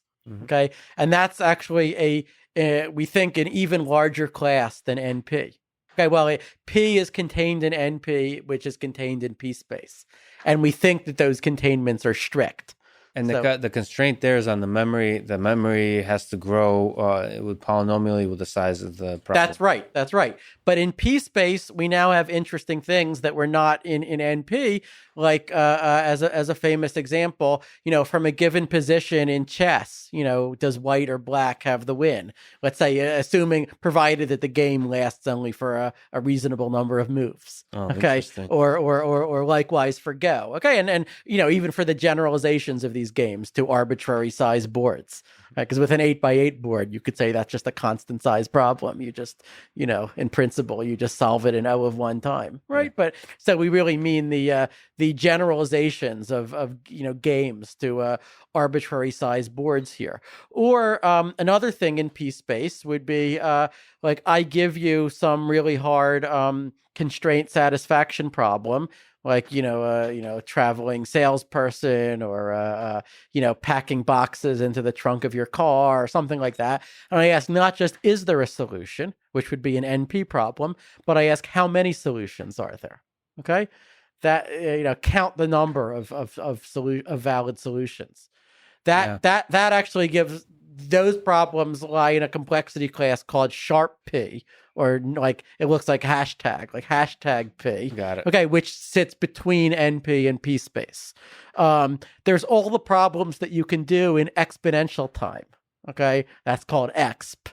So, and by the way, it was proven in the 60s that exp is larger than P. Okay, so we know that much. We know that there are problems that are solvable in exponential time that are not solvable in polynomial time. Okay. In fact, we even know more. We know that there are problems that are solvable in n cubed time that are not solvable in n squared time. And those don't help us with a controversy between P and NP. Unfortunately, it seems not, or certainly not yet. Right? The techniques that we use to establish those things, they're very, very related to how Turing proved the unsolvability of the halting problem, but they seem to break down when we're comparing two different resources, like time versus space, or like P versus NP. Okay, but there's what you can do with a randomized algorithm, right? That can sometimes, has some probability of making a mistake. That's called BPP, bounded error probabilistic polynomial time. Wow. And then, of course, there's one that's very close to my own heart, what you can efficiently do in polynomial time using a quantum computer. Okay, and that's called BQP, right? And so, what's understood about that class? Maybe as a comment. So P is contained in BPP, which is contained in BQP, which is contained in P space. Okay, so anything you can, in fact, in something very similar to sharp P. BQP is basically, it's contained in like P with the magic power to solve sharp P problems. Okay. Why is BQP contained in P space? Oh, that's an excellent question. So there is one has to prove that, okay? Right. But the proof you could think of it as using Richard Feynman's picture of quantum mechanics, which is that you can always, we haven't really talked about quantum mechanics in this conversation. We did in our previous one. We did last time. But we did last time. Okay, but basically you can always think of a quantum computation as like a branching tree of possibilities, where each possible path that you could take through the space has a complex number attached to it called an amplitude. Okay. And now the rule is, when you make a measurement at the end, you see a random answer. Okay. But quantum mechanics is all about calculating the probability that you're going to see one potential answer versus another one. Right. And the rule for calculating the probability that you'll see some answer is that you have to add up the amplitudes for all of the paths that could have led to that answer. And then, that's a complex number. So that, how could that be a probability? Then you take the squared absolute value of the result. That gives you a number between 0 and 1. Okay. So, I just summarized quantum mechanics in like 30 seconds. Okay. But now, what this already tells us is that anything I can do with a quantum computer, I could simulate with a classical computer if I only have exponentially more time. Okay. And why is that? Because if I have exponential time, I could just write down this entire branching tree and just explicitly calculate each of these amplitudes, right? That will be very inefficient, but it will work, right? It's enough to show that quantum computers could not solve the halting problem, or, they could never do anything that is literally uncomputable in Turing's sense. Okay. But now, as I said, there's even a stronger result, which says that BQP is contained in P space.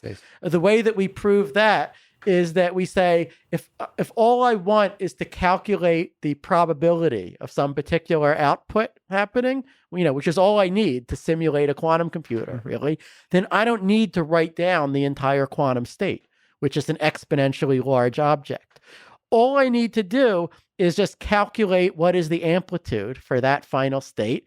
And to do that, I just have to sum up all the amplitudes that lead to that state.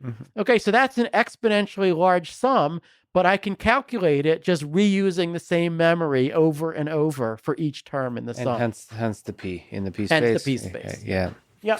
So what, out of that whole complexity zoo, it could be BQP, what do you find is the most... the class that captured your heart the most, was the most beautiful class? It's just I used as my email address bqpqpoly@gmail.com, just because bqp/qpoly, amazingly no one had taken it. Okay? Amazing.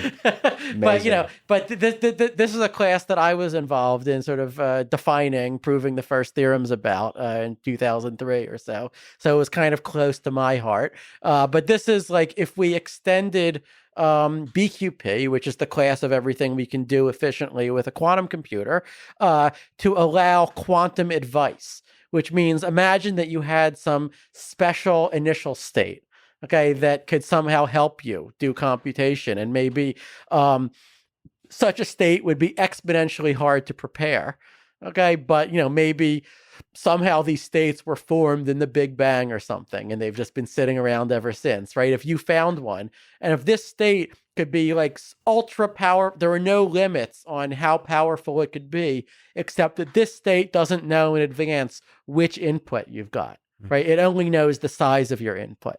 And then that's BQP/qpoly. So that's one that I just personally happen to love. Okay. But, if you're asking like, what's the, there's a class that I think is way more beautiful than, or fundamental than a lot of people, even within this field, realize that it is.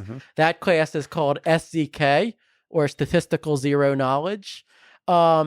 And, there's a very, very easy way to define this class, which is to say, suppose that I have two algorithms that each sample from probability distributions, right? So each one just outputs random samples according to, possibly different distributions. And now the question I ask is, let's say distributions over strings of n bits, so over an exponentially large space.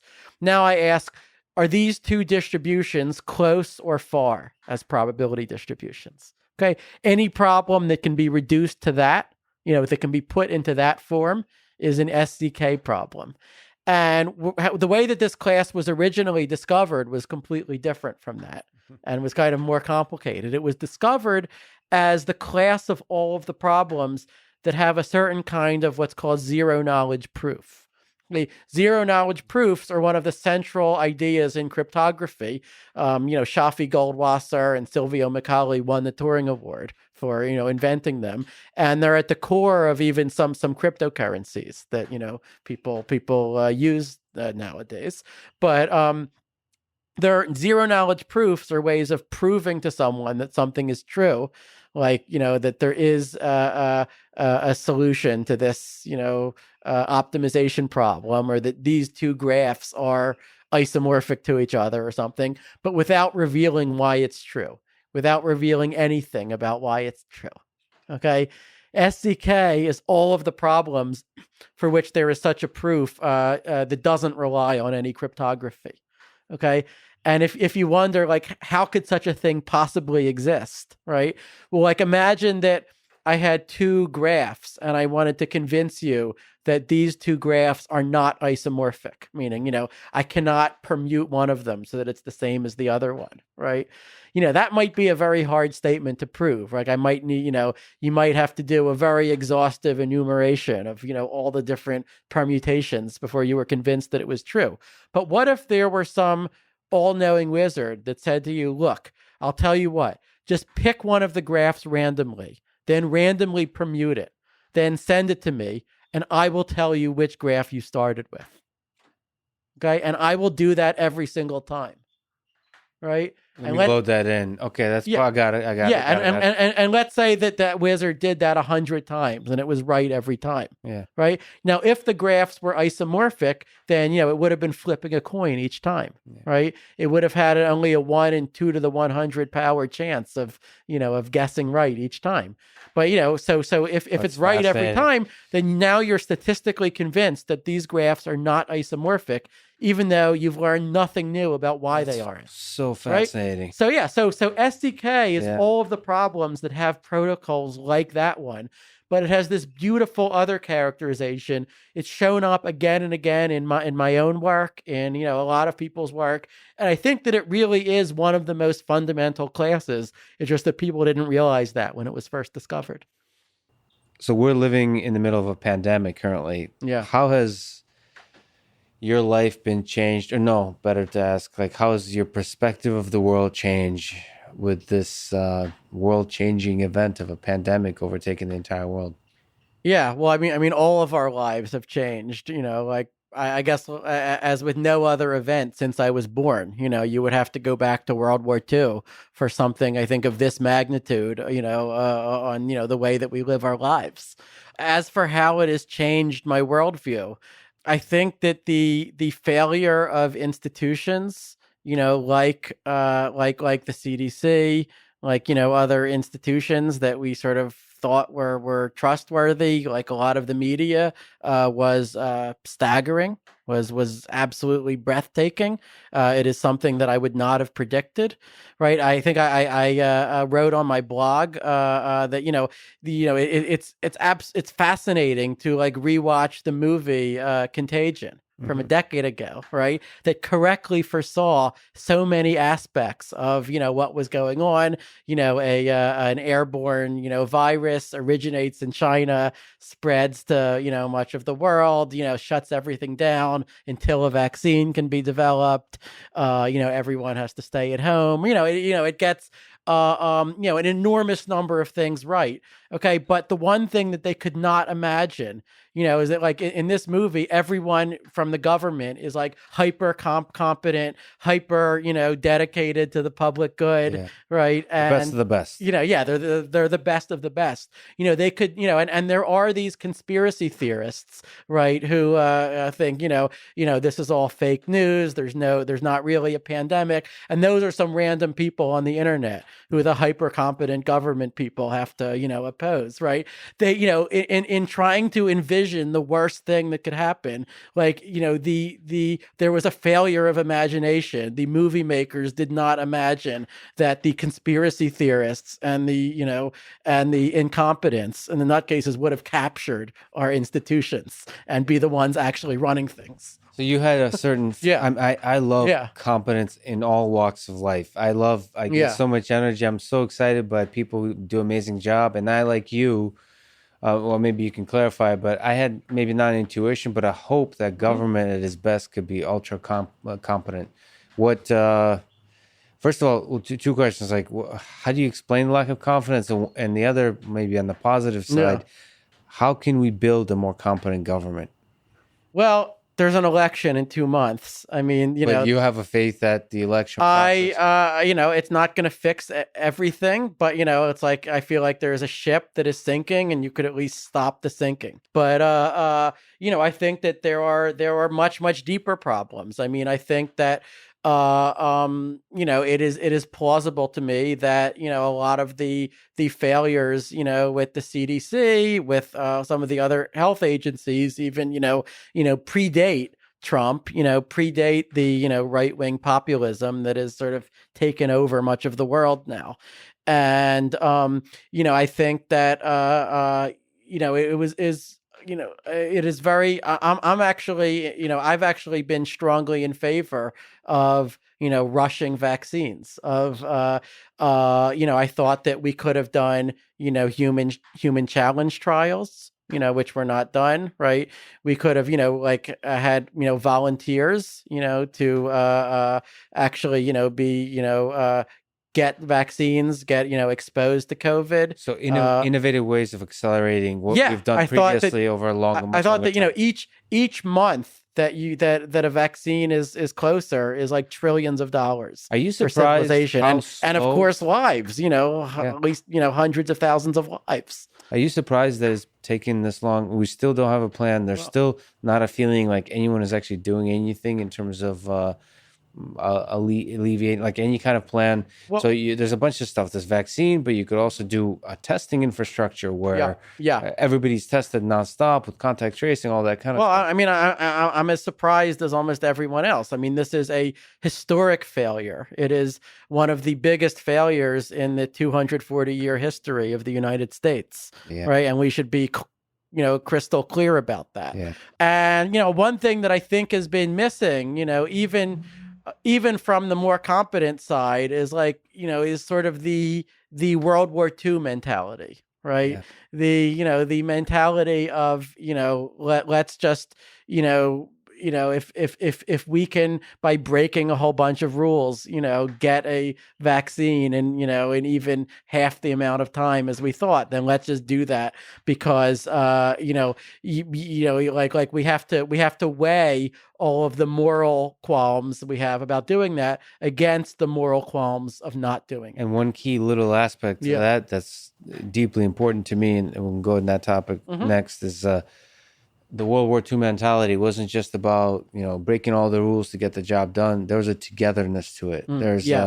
So I would, if I were president right now, it seems quite elementary to unite the country because we're facing a crisis. It's easy to make the virus the enemy. And it's very surprising to me that the division has increased as opposed to decreased. That's heartbreaking. Yeah, well, look, I mean, it's been said by others that this is the first time in the country's history that we have a president who does not even pretend to, want to unite the country, right?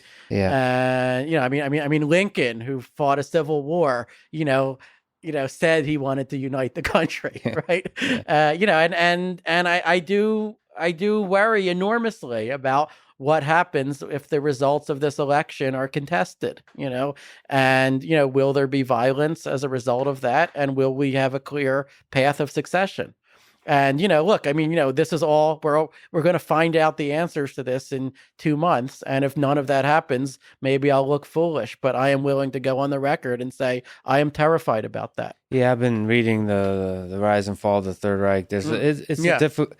So if I can, this is like one little voice to put out there that I think November will be a really critical month for people to breathe and put love out there. Do not, anger in that context, no matter who wins, no matter what is said, will destroy our country, may destroy our country, may destroy the world because of the power of the country is. So it's really important to be patient, loving, empathetic. Like one of the things that troubles me is that even people on the left are unable to have a love and respect for people who voted for Trump. They can't imagine Well, yeah. that there's good people that could vote for the opposite Yeah. side. And that's, Oh, I know there are, because I know some of them. yeah. Right. I mean, it's still, maybe it baffles me, but, I know such people. Let me ask you this. It's also heartbreaking to me on the topic of cancel culture. Yeah. So in the machine learning community, I've seen it a little bit, that there's aggressive attacking of people who are trying to have a nuanced conversation about things. Mm-hmm. And it's troubling because it feels like nuanced conversation is the only way to talk about difficult topics. And when there's a thought police and speech police on any nuanced conversation, that everybody has to, like in Animal Farm, chant that racism is bad and sexism is bad, which is things that everybody believes, and they can't possibly say anything nuanced. It feels like it goes against any kind of progress from my kind of shallow perspective. But you've written a little bit about cancel culture. Do you have thoughts that are well, look, to say that I am opposed to, this trend of cancellations or of, shouting people down rather than engaging them, that would be a massive understatement. Yeah. Right. And I feel like, I have put my money where my mouth is, not as much as some people have, but, I've tried to do something. I mean, I have defended, some unpopular people and unpopular, ideas on my blog. I've, tried to defend, norms of open discourse, of reasoning with our opponents, even when I've been shouted down for that on social media, called a racist, called a sexist, all of those things. And which, by the way, I should say, I would be perfectly happy to, say, if we had time to say, 10,000 times, my hatred of racism, of sexism, of homophobia, right?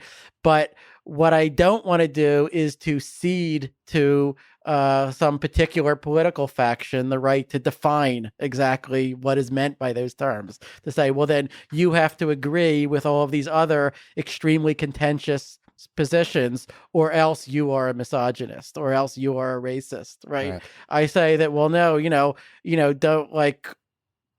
don't I, or, don't people like me also get a say in the discussion about, what is racism, about what is going to be the most effective to combat racism, right? And, this cancellation mentality, I think, is spectacularly ineffective at its own professed goal of, combating racism and sexism. What's a positive way out? So I try to, I don't know if you see what I do on Twitter, but on Twitter, I mostly, in my life, I've actually, it's who I am to the core. Is like, I really focus on the positive, and I try to put love out there in the world. Yeah. And still, I get attacked. And I look at that and I wonder, like, you too? I didn't know. Like, I haven't actually said anything difficult and nuanced. You talk about somebody like Steven Pinker, who I actually don't know the full range of things that he's attacked for, but he tries to say difficult. He tries to be thoughtful about difficult topics. He does, and obviously he just gets slaughtered by. Well, I mean, yes, but it's also amazing how well Steve has withstood it. I mean, he just survived an attempt to cancel him just a couple of months ago, right? But psychologically, he survives it too, which worries me, because I don't think I can. Yeah, I've gotten to know Steve a bit. Yeah. He is incredibly unperturbed by this stuff. I admire that, and I envy it. I wish that I could be like that. I mean, my impulse when I'm getting attacked is I just want to engage every single anonymous person on Twitter and Reddit who is saying mean stuff about me. And I want to just say, look, can we just talk this over for an hour? And then, you'll see that I'm not that bad. And, sometimes that even works. The problem is then there's the 20,000 other ones. Yeah. Right. And that's not, but psychologically, does that wear on you? It does. It does. But yeah, I mean, in terms of what is the solution, I mean, I wish I knew, right? And so, in a certain way, these problems are maybe harder than P versus NP, right? I mean, but I think that part of it has to be for, that I think that there's a lot of sort of silent support for what I'll call the open discourse side, the, reasonable enlightenment side. And I think that support has to become less silent. Right. I think that a lot of people, they sort of, like agree that, a lot of these cancellations and attacks are ridiculous, but are just afraid to say so, right? Or else they'll get shouted down as well, right? That's just the standard witch hunt dynamic, which, of course, this faction understands and exploits to its great advantage. But if more people just said, like, we're not going to stand for this, right? No, this is we're guess what? We're against racism too, but this, what you're doing is ridiculous, right? And the hard part is, like, it takes a lot of mental energy. It takes a lot of time, even if you feel like you're not going to be canceled, or, you're staying on the safe side. Like, it takes a lot of time to phrase things in exactly the right way, and to, respond to everything people say. So, but I think that, the more people speak up, then, from all political persuasions, from, like, all, walks of life, then, the easier it is to move forward. Since we've been talking about love, can you, last time I talked to you about the meaning of life a little bit, but here it's a weird question to ask a computer scientist, but has love for other human beings, for things, for the world around you, played an important role in your life? Have you, it's easy for a world-class computer scientist, you could even call yourself like a physicist, everything to be lost in the books. Is the connection to other humans, love for other humans, played an important role? I love my kids. I love my wife. I love my parents. I am probably not different from most people in loving their families, and in that being very important in my life. Now, I should remind you that, I am a theoretical computer scientist. If you're looking for deep insight about the nature of love, you're probably looking in the wrong place to ask me. But sure, it's been important. But is there something from a computer science perspective to be said about love? Is there, or is that is that even beyond the realm of consciousness? There was this great cartoon. I think it was one of the classic XKCDs where it shows like a heart, and it's like, squaring the heart, taking the Fourier transform of the heart, integrating the heart, each thing, and then it says, my normal approach is useless here. I'm so glad I asked this question. I think there's no better way to end this, Scott. Right. I hope we get a chance to talk again. This has been amazing. Cool experiment to do it outside. And I'm really glad you made it out. Yeah, well, I appreciate it a lot. It's been a pleasure. And I'm glad you were able to come out to Austin. Thanks. Thanks for listening to this conversation with Scott Aaronson. And thank you to our sponsors, 8 Sleep, Simply Safe, ExpressVPN, and BetterHelp. Please check out these sponsors in the description to get a discount and to support this podcast. If you enjoy this thing, subscribe on YouTube, review it with 5 stars on Apple Podcast, follow on Spotify, support on Patreon, or connect with me on Twitter at Lex Friedman. And now let me leave you with some words from Scott Aaronson that I also gave to you in the introduction, which is, if you always win, then you're probably doing something wrong. Thank you for listening and for putting up with the intro and outro in this strange room in the middle of nowhere, in this very strange chaos of a time we're all in. And I very much hope to see you next time, in many more ways than one.